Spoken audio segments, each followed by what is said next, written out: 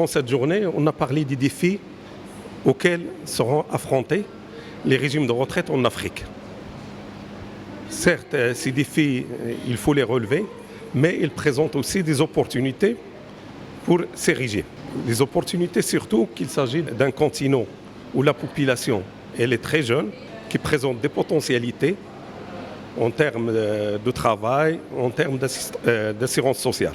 Cette jeunesse, malheureusement, c'est une fenêtre qui s'ouvre, mais qui va se fermer rapidement suite au vieillissement rapide de la population africaine, suite à la baisse de la fécondité.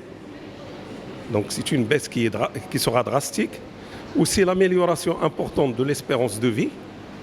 Et troisième facteur, c'est l'immigration. Donc l'immigration de la population africaine vers l'Europe.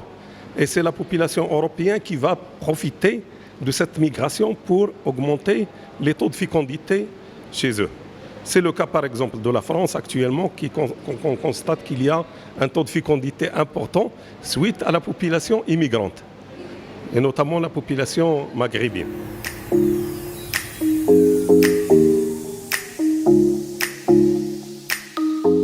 L'Afrique doit saisir cette opportunité rapidement pour les régimes de retraite à travers le renforcement de la résilience de ces régimes.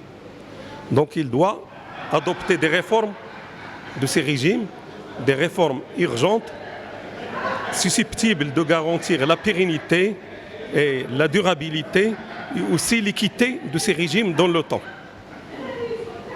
Et en parallèle, il faut que ces régimes soient souples et visibles pour assurer une extension de la couverture sociale pour toute la population. Cet élargissement de la couverture va permettre de collecter de l'épargne.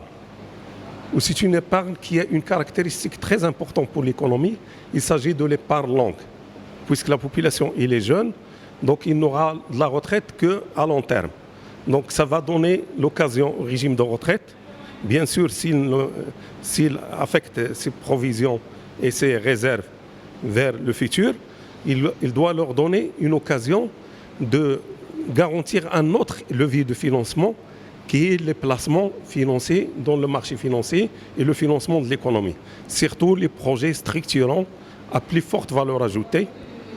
Et ça va renforcer la résilience de ces régimes et garantir la pérennité à travers des rendements stables et importants dans le temps. Et va permettre aussi la gestion des risques des placements à travers le choix des projets qui sont à plus forte valeur ajoutée. Les placements financiers doivent subir une gouvernance rigoureuse. Donc ils doivent être placés, ces fonds, dans l'intérêt des affiliés. Certes, les intérêts de l'affilié ne sont pas contradictoires avec l'intérêt de la croissance économique, mais quand même, il faut garder en tête le choix des projets qui ont un impact significatif sur le financement des régimes. Pour suivre toute l'actualité d'EcoActu.ma, inscrivez-vous sur notre chaîne YouTube et rejoignez notre communauté sur Facebook et sur les autres réseaux sociaux.